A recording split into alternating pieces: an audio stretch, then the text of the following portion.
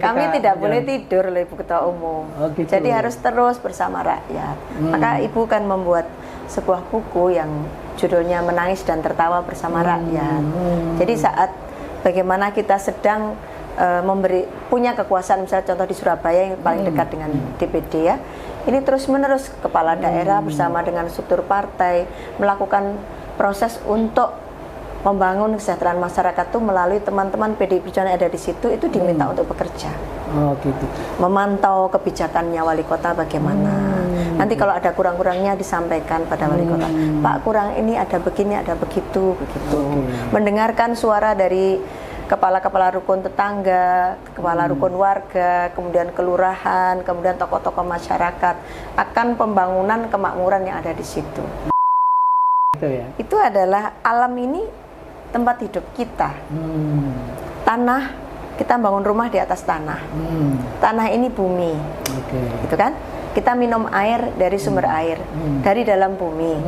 Gitu kan? Kemudian sumber-sumber ini dari pohon-pohon. Nah, mencintai bumi di mana tempat kita tinggal, yaitu dengan merawat itu tadi. Jadi ini back to nature yang disampaikan Ibu Ketua Umum, karena kita harus bersahabat dengan alam. Hidup satu kesatuan dengan alam. Kita tidak pernah bisa hidup tanpa alam. Ibu Ketua Umum menanam di Bali di sepanjang pantai yang abrasinya sudah luar biasa itu. Karena kalau darat terlalu diabrasi oleh pantai kan nanti habis. Maka di situ kita concern untuk ikut menghijaukan bumi, melestarikan bumi melalui penghijauan itu.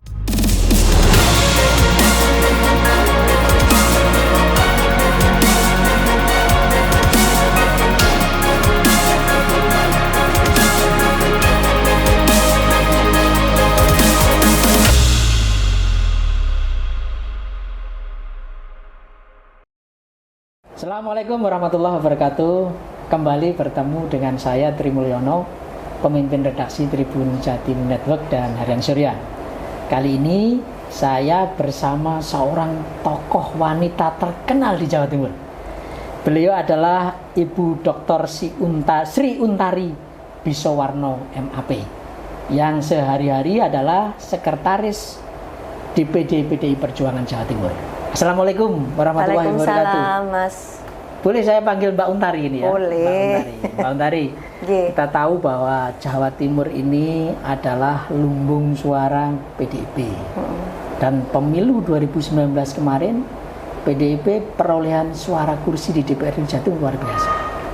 Nah, gimana ini Mbak Untari untuk pemilu 2024? Optimisme DPD Jawa Timur untuk mempertahankan, syukur-syukur bisa meningkatkan kursi di DPRD Jawa Timur. Terima kasih.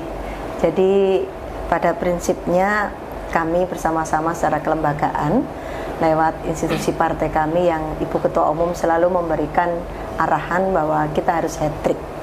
Hat-trick itu dalam istilah sepak bola menang 3 kali, gitu kan? Kalau di Jawa Timur baru menang sekali kemarin. Jadi kalau kita nanti mengulang kemenangan. Insya Allah kami punya cita-cita itu, dan itu semua tentu menjadi salah satu upaya kerja keras kami bagaimana supaya 64 tahun belum pernah menang, tahun 2019 bisa menang. Insya Allah kami akan berusaha untuk bisa bersama seluruh rakyat Jawa Timur sehingga bisa mempercayakan amanatnya kepada PDI Perjuangan kembali. Mbak Untari, di pemilu serentak 2024 ini pertama kali ya, pemilu serentak itu. Pasti energi, konsentrasi yang harus disiapkan ini berbeda dong dengan pemilu sebelumnya. Nah, PDI untuk menghadapi pemilu serentak yang pertama kali ini, apa yang akan dilakukan, Mbak Untari? Kami menguatkan struktur partai kami. Jadi tingkatan DPD Jatim, DPC, PAC, ranting, anak ranting ini sudah tersusun di 666 kecamatan di seluruh 8.500 sekian desa dan sekian banyak dusun serta RW seluruh Jawa Timur. Kami kuatkan itu sebagai bagian daripada ada PDI Perjuangan di situ. Begitu. Nah, struktur inilah yang akan terus bekerja selama sepanjang proses pemilu belum ada, kita membantu masyarakat melalui struktur partai, di mana kalau kita punya kepala daerah, punya anggota fraksi, ada hal-hal yang berkenaan dengan masyarakat, misalnya orang sakit, pendidikan, kesehatan, kemudian anak stunting. Ini partai membaca ini dan menjadikannya sebuah cara untuk bisa terus-menerus bersama masyarakat. Jadi bisa dikatakan bahwa PDI ini bahkan sebelum pemilu digelar, jauh hari sebelum pemilu digelar sudah bekerja. Jadi sudah. gitu ya. Jadi karena ini tinggal nanti pemanasan saja kalau ketika kami tidak boleh tidur oleh Ibu Ketua Umum. Oh, gitu. Jadi harus terus bersama rakyat. Maka Ibu kan membuat sebuah buku yang judulnya Menangis dan Tertawa Bersama Rakyat. Jadi saat bagaimana kita sedang punya kekuasaan, misalnya contoh di Surabaya yang paling dekat dengan DPD ya, ini terus-menerus kepala daerah bersama dengan struktur partai melakukan proses untuk membangun kesejahteraan masyarakat itu melalui teman-teman PDI Perjuangan yang ada di situ, itu diminta untuk bekerja. Oh gitu. Memantau kebijakannya wali kota bagaimana. Nanti kalau ada kurang-kurangnya disampaikan pada wali kota. Pak, kurang ini ada begini, ada begitu, begitu. Mendengarkan suara dari kepala-kepala rukun tetangga, kepala rukun warga, kemudian kelurahan, kemudian tokoh-tokoh masyarakat akan pembangunan kemakmuran yang ada di situ. Sudah pas apa belum? Misalkan ada stunting di situ, bagaimana caranya PDI Perjuangan kemudian mengangkat ini untuk mengurangi stunting. Kalau ada anak-anak tidak sekolah di situ, bagaimana upaya teman-teman kita melaporkan kepada wali kota, sekyu, dinas pendidikan ya tentu saja untuk membuat anak-anak ini bisa sekolah. Mencari penyebabnya dulu. Kalau nggak sekolah kenapa? Apakah karena tidak memiliki dana untuk sekolah? Kalau tidak punya maka masuk program PKH.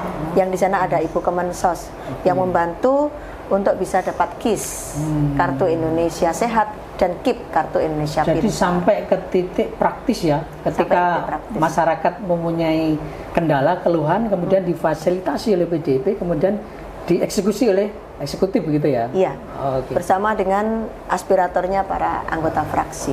Jadi mereka jalan di lapangan. Mbak Ontari, PDIP selama ini dikenal sebagai partainya wong cilik. Kita tahu betul ya, program-program stunting, itu menjadi salah satu fokus. Tetapi belakangan PDIP juga fokus ke isu-isu yang agak elit, misalnya mencintai bumi gitu ya, menanam pohon secara serentak gitu. Itu sebetulnya strategi apa? Apakah sebenarnya untuk menggait milenial atau gimana gitu, Pak? Bukan elit loh. Nah, gitu ya. Itu adalah alam ini tempat hidup kita.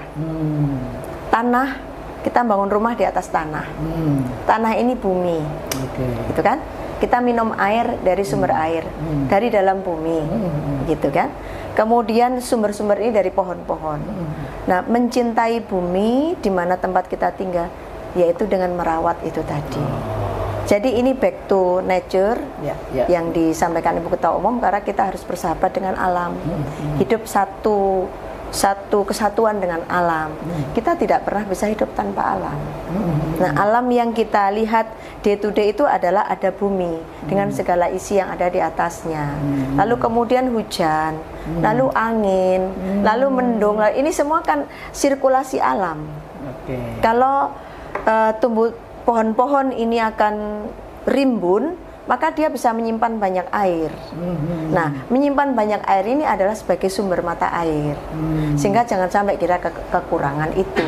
Kalau di kota kan jadi, sudah filosofinya begitu ya, Bu. Iya. Ini bukan elit tapi justru back to ini nature, to gitu nature, ya. Dan itu efektif, Bu, sejauh ini. Misalnya untuk apakah ini menyasar segmen baru gitu ya dari PDIP atau ada segmen lama tapi di brainstorming gitu? Sebenarnya tujuan kita tidak untuk elektoral, tetapi lebih kepada filosofi mencintai bumi. Contoh Ibu Risma di Kenjeran itu di pantai kan dikasih cemara udang. Cemara udang itu adalah sebuah tumbuhan yang mampu menyimpan air di sekitar pantai. Lalu kemudian pohon bakau atau kalau kita apa sih sekarang ini apa namanya, Mas? Sampai lali aku istilahnya. Yang kita tanam di pantai itu loh, apa Bako, namanya? ya? Bako dan tapi ada namanya. Nah itu kan kita juga nanam di situ. Ibu Ketua Umum menanam di Bali di sepanjang pantai yang abrasinya sudah luar biasa itu. Karena kalau darat terlalu diabrasi oleh pantai kan nanti habis. Maka di situ kita concern untuk ikut menghijaukan bumi, melestarikan bumi melalui penghijauan itu. Intinya bahwa ini memang strategi secara nasional yang dilakukan oleh PDIP di seluruh Indonesia. Seluruh Indonesia. Bu Nari, kembali ke soal pemilu serentak ya. Di Pilkada 2020 kemarin PDIP cukup sukses. 11 kepala daerah yang didukung PDIP terpilih gitu ya. Di Pilkada serentak 2024 nanti apakah ada target lebih dari 11 ini atau bagaimana? Tentu sekarang yang di 2019 kan ada 11 ya. Sebelumnya kan masih ada. Kita kan masih punya 21 daerah yang kader-kader PDI Perjuangan ada di situ.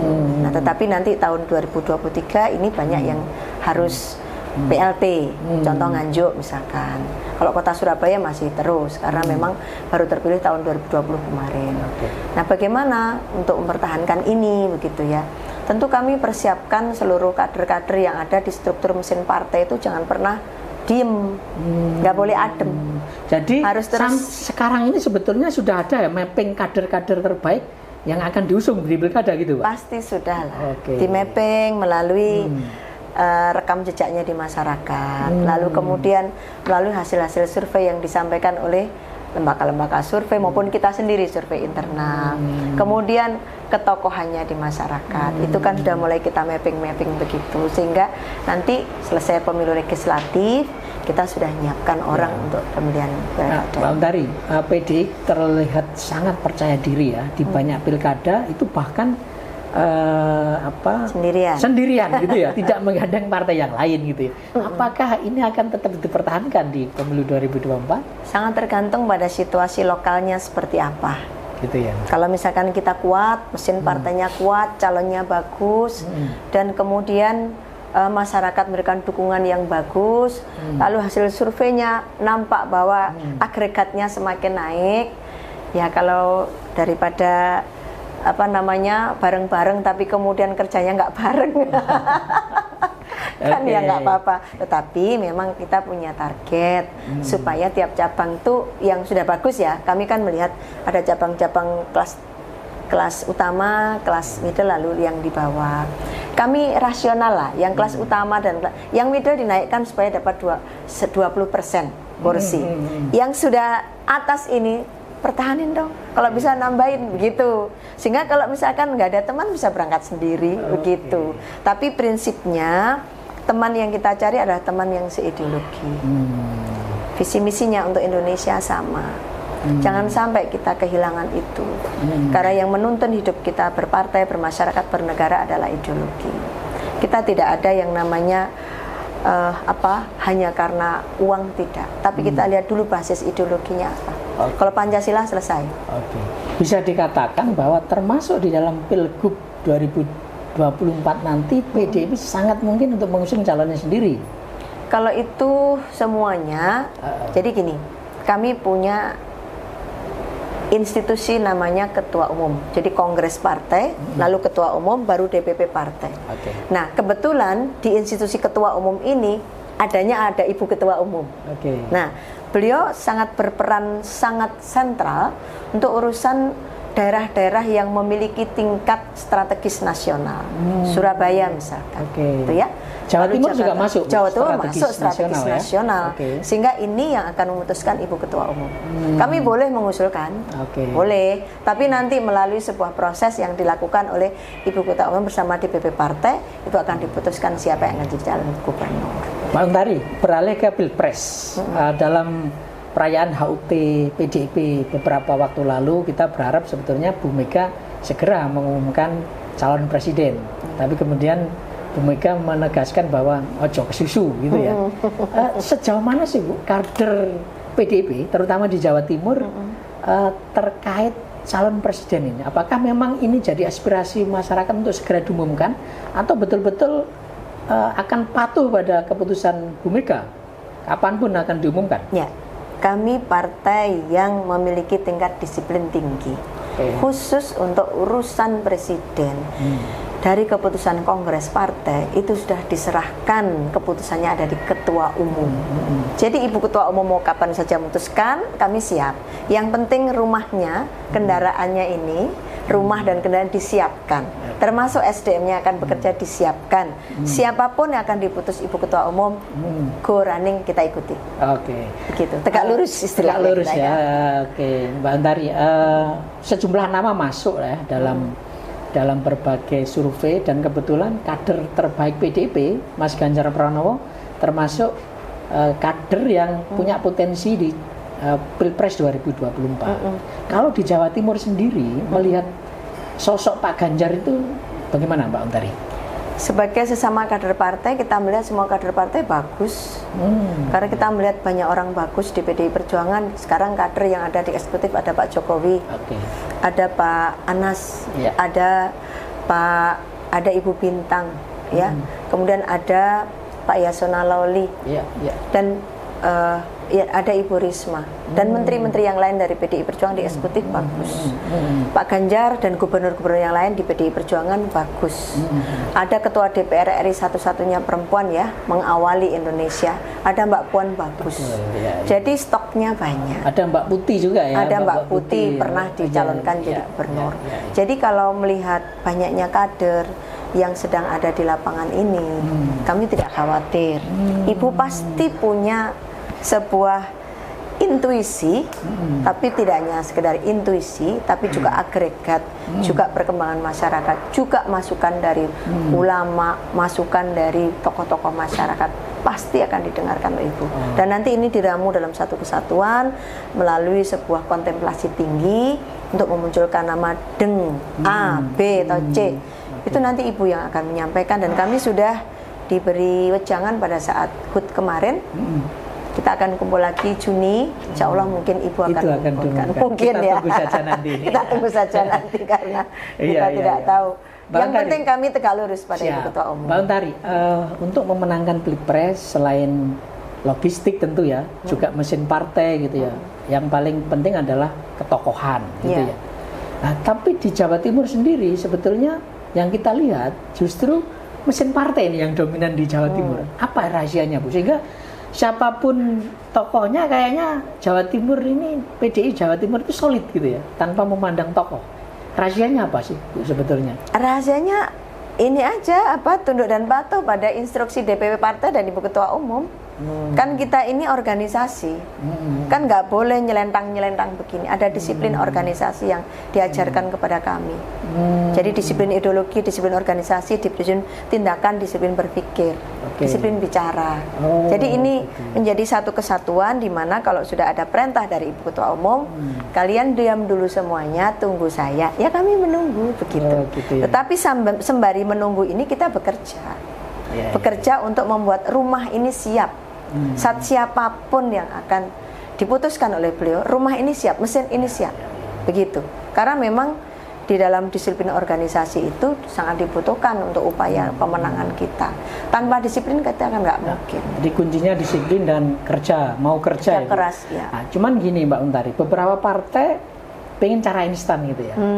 Mereka mengundang tokoh-tokoh populer, bahkan artis ya, kemudian untuk bergabung ke partai dengan harapan bisa mendulang suara. Nah, PDI, saya lihat beberapa artis misalnya juga bergabung dengan PDIP.